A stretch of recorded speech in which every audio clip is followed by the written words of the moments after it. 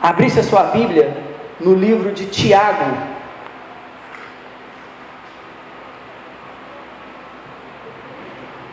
Deus, Ele faz os milagres. Quando a gente persevera, os milagres eles acontecem. Então você vai vir participar desta campanha. Nós vamos estar esses domingos, você vai passar aqui pelo altar e nós vamos estar ungindo e determinando que a sua família seja uma família salva, uma família abençoada. Amém? Nós temos que buscar meios de estarmos evangelizando nossa família. Nesse final de ano, nesse Natal, o Natal foi lá em casa, e eu não perdi a oportunidade. Quando falaram que iam todos lá para casa, eu falei, amém, vai vir todo mundo, mas vai ter uma reunião lá, e eu vou lavar os pés de todo mundo. E aproveitei aquele momento para pregar para os meus familiares, para falar de Jesus para eles, aqueles que não estão ainda na presença de Deus, aqueles que não conheciam a Jesus, e aqueles que estão na minha família que hoje estão desviados, conhecem a palavra, mas não estão na presença de Deus. Então, foi algo assim sobrenatural. Deus falou muito forte com todos lá naquela noite. Então, eu aproveitei o Natal para poder fazer isso e levar essa mensagem. E você também não pode perder a oportunidade de abençoar a sua família dessa forma. Talvez você não tenha uma condição de reuni-los e fazer uma reunião com eles, mas venha lutar com eles, venha lutar por eles aqui na igreja, venha fazer essa campanha, passar aqui pelo altar, determinar, a gente vai estar ungindo, vai estar orando, e Deus ele vai dar a resposta para você e vai alcançar a sua família. Amém? Por que nós decidimos fazer algo pela família? Hoje as famílias estão destruídas. Hoje o mundo não valoriza mais a família. Nós vemos aí pais, filhos que não preservam mais aquele ambiente familiar. É cada um por si, não tem mais respeito, não tem mais tolerância, não tem mais obediência. Os filhos com 12, 13 anos já fazem o que quiser. Os pais perderam a sua autoridade sobre os seus filhos. E o Senhor Jesus nos fala que ensina o caminho que teu filho deve andar, para que quando ele for moço, ele não se desvie do caminho. Então nós temos que começar a trabalhar com os nossos filhos desde cedo, ensiná-los, conversar com eles, ser amigo deles, para que eles tenham liberdade de nos contar as coisas que estão acontecendo. Eu vi uma matéria em um jornal sobre o bullying na escola, e quantas crianças estavam sofrendo com isso, e os pais não tinham a mínima ideia do que os filhos estavam passando. Aí você pergunta, como isso acontece? É falta de proximidade do filho. Hoje o pai dá um acessório tecnológico para o filho, um videogame, um computador, um tablet, e acha que isso é o suficiente e deixa o filho dele para lá, e perde a proximidade. Então o filho começa a vivenciar, a passar por coisas que quando vão se dar conta, talvez é tarde demais. Talvez o filho já se perdeu em alguma coisa, ou foi roubado dele alguma coisa, né? Hoje nós temos esses casos aí de pedofilia. Por quê? Porque falta a atenção dos pais, de saberem, de investigarem, de estar junto dos seus filhos. Hoje você não vê as famílias mais sentando à mesa para comer juntos. Cada um pega o seu prato e vai para cada canto. A mesa é importante porque você consegue olhar nos olhos da pessoa, nos olhos do seu marido, nos olhos do seu filho. Você consegue perceber se ele está bem, se ele está mal. Você dá a oportunidade dele falar o que está acontecendo no dia dele, o que está acontecendo com ele. E hoje as famílias perderam esse hábito. E nós temos que preservar isso, porque isso é algo importante para a nossa família. Não deixe a sua família, cada um para um lado. Reúna, sente à mesa, converse, olhe nos olhos do seu marido, olhe nos olhos do seu filho, pergunte seu filho como ele está na escola, vai saber, veja o que seu filho está fazendo, procure saber das amizades do seu filho. Você tem que estar junto do seu filho, do semelhante modo da sua família, dos seus irmãos, dos seus parentes. Você tem que estar próximo deles. Às vezes você fala assim: mas pastor, eu não tenho paciência mais com os meus familiares, eu já fiz de tudo e nada, e não tem jeito. Mas hoje Deus vai falar ao seu coração e vai te mostrar que tudo é possível àquele que crê. Amém? Então, quem achou aí Tiago capítulo 1? Quem achou, diga amém.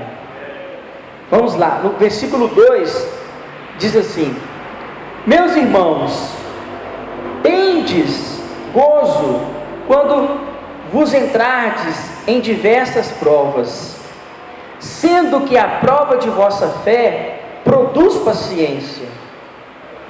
Tenha, porém, a paciência e sua obra completa, para que sejais perfeito, completo, sem falta e coisa alguma.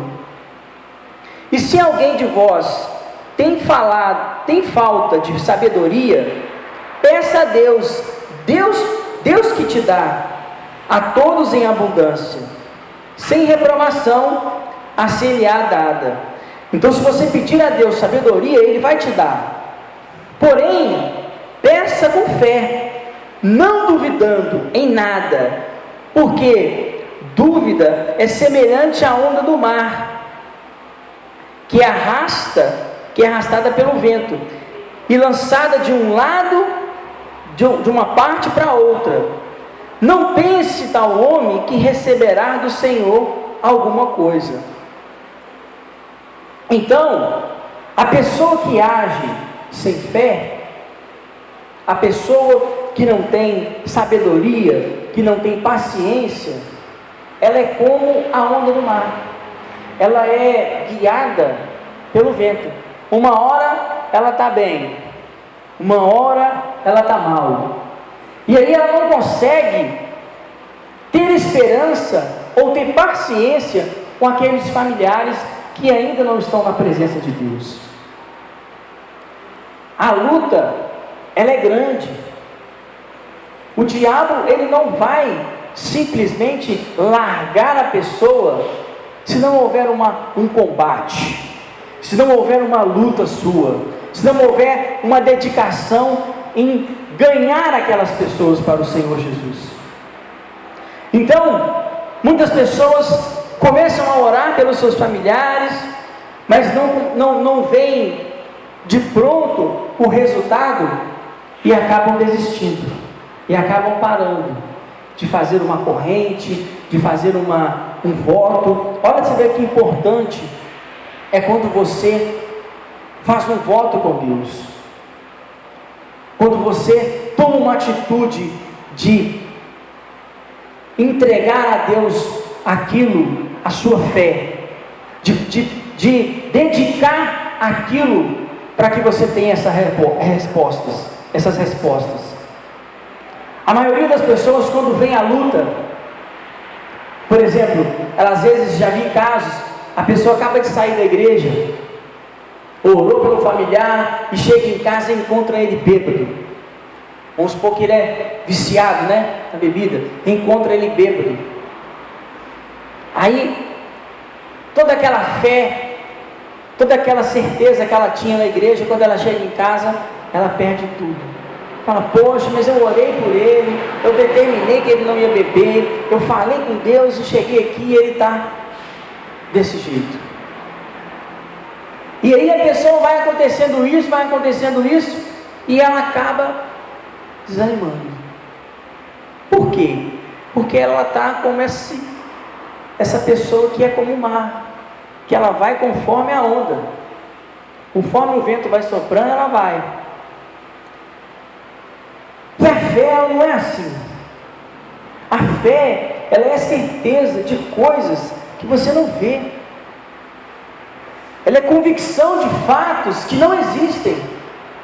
Igual eu perguntei a ela, quando você chegou aqui na igreja, dessa forma, você imaginava que você conseguiria alcançar? Não. Mas a fé é que traz essa certeza. E nós estamos ensinando para você nessas reuniões pela manhã, como que você tem que lidar com a sua fé lá fora. Como que você tem que lidar com a sua fé quando você sai da igreja, quando você vai para a sua casa, no seu dia a dia e fora. A perseverança, a paciência, a sabedoria, ela está junto com isso. Como eu disse para vocês, eu tive essa oportunidade de fazer essa reunião com os meus familiares. Então eu usei a minha sabedoria. Eles vão lá para casa, então eu vou aproveitar essa oportunidade. Não vai ser só um encontro de família, não vai ser só um Natal. Eu vou dar a oportunidade, eu vou ter a oportunidade de falar de Jesus para eles. Então eu peguei, usei a sabedoria, usei a minha fé, e eu sei que a semente foi plantada. Eu sei que as pessoas, que os meus familiares saíram lá de casa com a semente plantada no seu coração. E na hora certa, esse fruto vai crescer e eles vão reconhecer e vão se entregar ao Senhor Jesus. Então, cada um tem uma dificuldade na sua família, cada um tem um modo de trabalhar. O que fala aqui? Para que, se você não tem sabedoria, peça a Deus.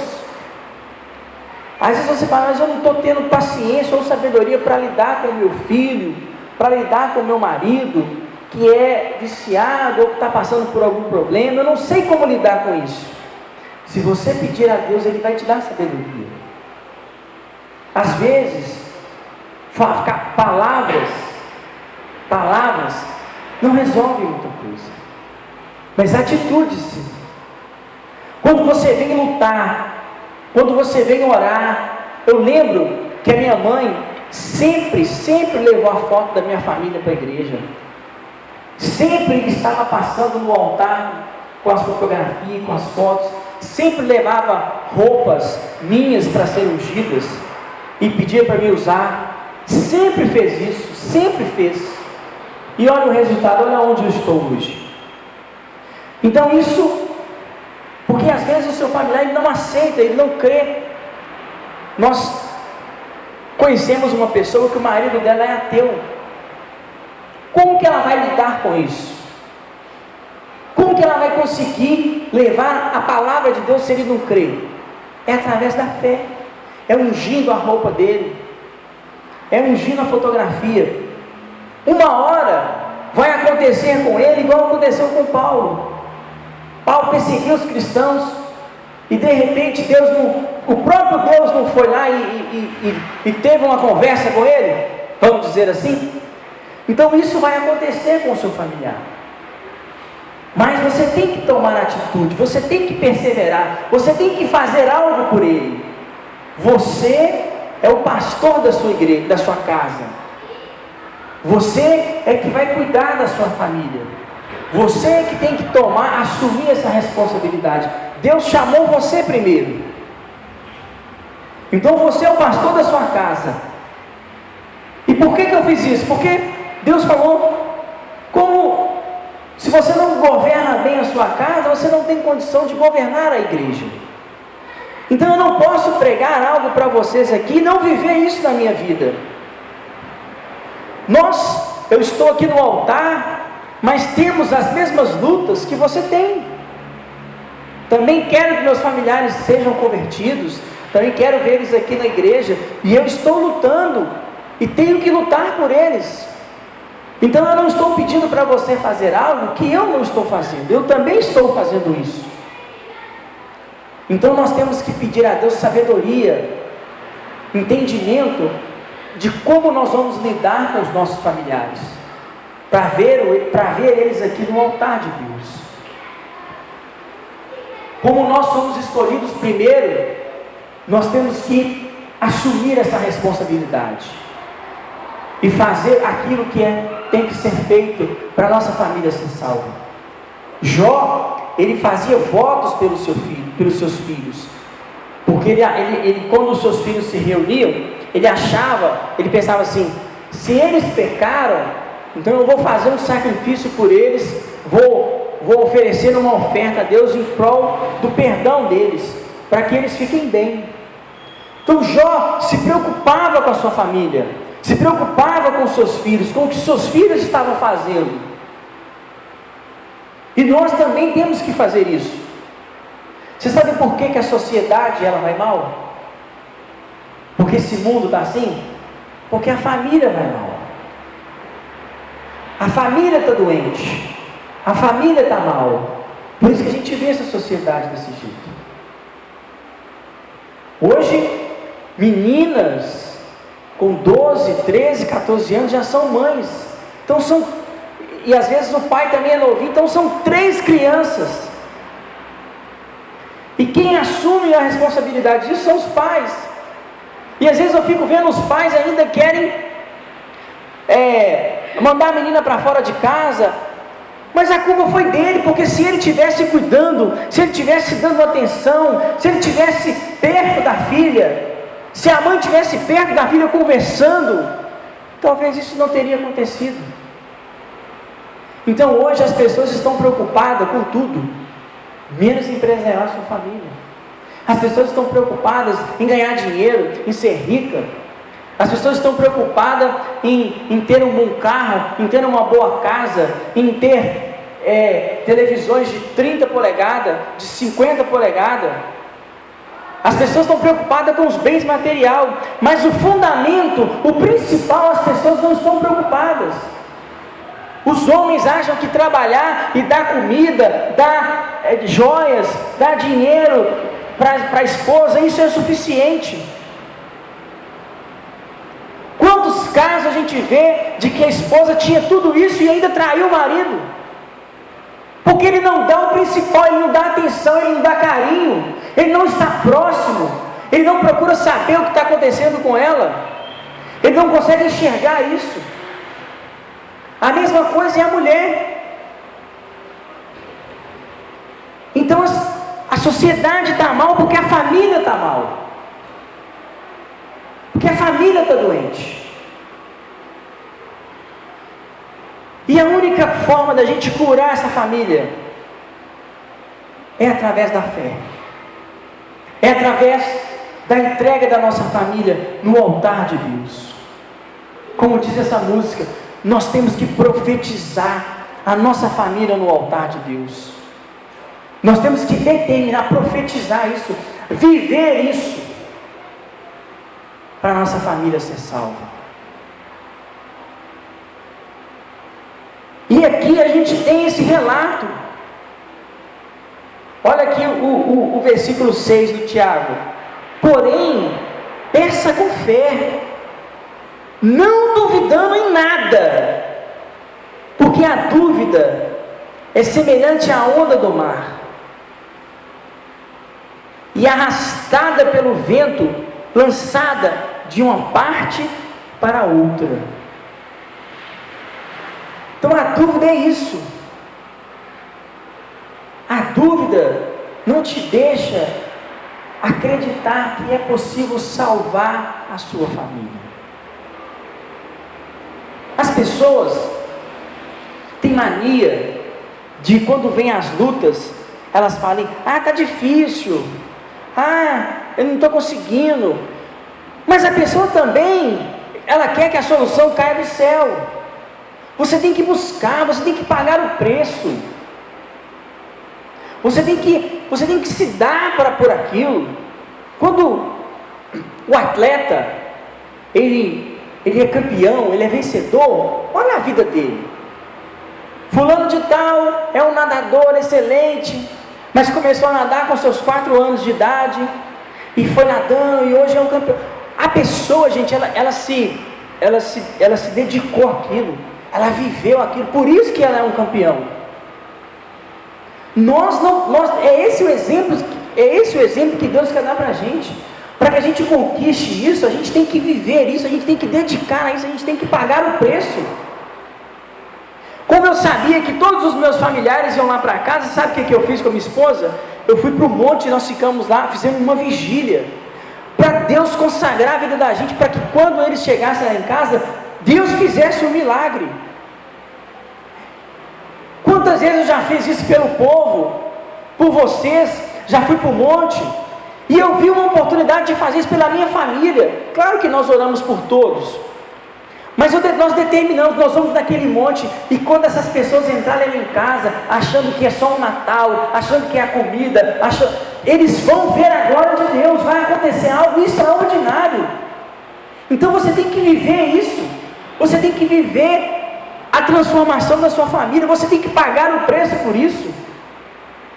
Você tem que vir lutar, você tem que vir buscar, você tem que trazer o nome dele, você tem que orar, você tem que jejuar. Nas madrugadas, tem até uma música que fala, irmão, de madrugada, a fila é bem menor. E é verdade, pouca gente ora de madrugada, então faça um propósito pelo seu familiar. Ele é aquele familiar que parece que está perdido, então paga o preço. Busque por ele, ora por ele, jejua por ele, acorda de madrugada e fala: Deus, está aqui o meu filho, está aqui o meu marido, eu quero ver ele transformado. O meu pai também é cadeirante. Eu falei com ele: pai, meu pai era uma pessoa muito incrédula, e ele era uma pessoa que falava muitas coisas de Deus, e eu falei: pai, você tem que tomar uma atitude. Deus, ele pode te curar, ele pode te levantar dessa cadeira de roda, mas você tem que crer, você tem que olhar para a sua vida e falar assim: eu creio. Há tantos anos eu pensei assim, e isso me levou para onde que eu estou. Eu tenho que mudar de atitude, eu tenho que mudar o meu pensamento. Eu falei: pai, se você crê, Deus te levanta dessa cadeira. Você tem que crer, você tem que tomar uma postura com Deus. Falei com ele: olha, um rei, o profeta chegou para ele e falou assim: você vai morrer. E esse rei deitou, virou para o canto da parede e clamou a Deus, e Deus mudou a ordem e deu ele mais anos de vida. Então eu falei: você tem condição de fazer um voto com Deus, de se Deus tirar você dessa cadeira, você vai servir Ele dando o seu testemunho. Eu não posso fazer isso por você, você que tem que tomar essa atitude, você que tem que fazer isso. Mas eu falei para ele, eu mostrei para ele o que ele tem que fazer, só depende dele. Deus falou com ele naquele dia, naquela noite: eu já tirei você do cativeiro, é só você tomar uma postura diante de mim. E às vezes o que falta para o seu familiar ser alcançado é você tomar essa postura diante de Deus, essa postura de pagar o preço por ele, de levar a mensagem que ele precisa de ouvir, porque se você pedir, Deus vai te dar sabedoria. Então nessa noite, nesta manhã, Deus está pedindo para você tomar essa postura diante dele, que ele vai alcançar os seus familiares, que ele vai fazer algo grande na sua família. Talvez você está escutando esse áudio e a sua família está perdida, a sua família está destruída. Tem famílias que o pai não conversa com o filho, o irmão não conversa com o outro irmão, a mãe não conversa com o filho, o casal mora na mesma casa, mas dormem em quartos separados, vivem como cão e gato. Se você crê, Deus restaura a sua família. Você tem que crer. Às vezes nós temos em nossas famílias aquele parente que a gente olha e fala assim: isso não quer nada com Deus, tudo de ruim que pode ter no mundo ele está fazendo. Mas saiba que se você pagar o preço, Deus vai fazer dele um homem de Deus, uma mulher de Deus, e ele ainda vai ser usado para dar testemunhos, para ganhar muitas outras almas. Quem que conduz o povo à vitória? Quando o povo do Egito estava escravizado, Deus, ele simplesmente poderia vir com o poder dele e libertar o povo, não podia? Deus não tem esse poder? Deus não tem esse poder? Mas o que ele fez? Ele levantou uma pessoa, ele levantou Moisés, para ir lá e falar com o faraó, para libertar, para deixar o povo ir. Os nossos familiares estavam na mão de faraó, e nós, você, foi levantado hoje, para ir diante de faraó, e falar assim: eu quero todos os meus familiares, e não vai ficar nenhuma unha para você. Você é essa autoridade agora. Você é o Moisés da sua casa. Você é a libertação da sua casa. Você vai ser usado por Deus para libertar os seus familiares. Mas não é fácil não. Moisés pagou o preço. Mas pode ter certeza que por mais dura que seja a sua luta, maior ainda vai ser a glória de Deus. E você vai sentir, quando você vê o prazer e o alívio de que você fez a sua parte, e vai ver os seus familiares passando aqui no altar de Deus. E eu quero fazer um pedido a você. No domingo que vem, nós vamos fazer uma consagração da família.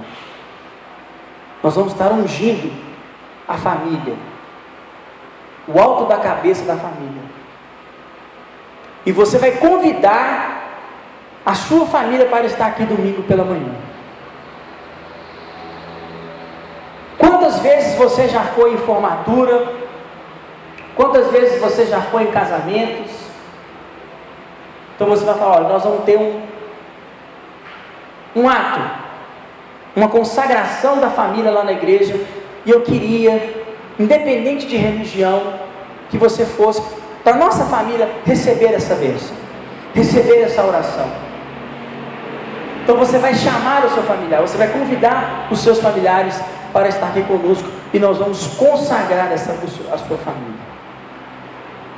Nós vamos passar pelo altar, com as fotografias, o mesmo processo, mas nós vamos consagrar a sua família, e vocês vão estar juntos, abraçados, e a gente vai orar pela sua família, para que Deus possa cuidar da sua família, para que Deus possa abençoar a sua família. Amém? Então, domingo que vem, às 9 da manhã, você vai convidar a sua família para estar aqui, principalmente aquele filho, aquele marido, aquela filha que você quer que Deus alcance, e que para o mundo e que para as pessoas ele não tem jeito, tá? E isso está perdido. É esse que Deus quer, é ele que é o escolhido de Deus. Amém? Nós vamos fazer uma oração, e você vai orar, você vai pensar nesses familiares que você vai convidar para estar aqui domingo, para a gente consagrar junto com você. E na hora que você chegar perto dele para convidar, ele vai falar assim: eu vou, porque nós vamos amarrar o diabo que vai tentar impedir ele de chegar aqui no domingo que vem para ser consagrado. Amém? Você crê? Você crê que vai ser salvo tu e toda a sua casa? Você está disposto a pagar esse preço pela sua família? Você assume esse papel de Moisés da sua casa, de libertador da sua família? Quem assume, então glória a Deus. Então, meu amigo, a unção de Deus está sobre você, sobre nós, e nós vamos ser usados para libertar a nossa família, para curar a família, para que essa sociedade volte a se importar com os valores da família. Amém? Então fique de pé em nome do Senhor Jesus.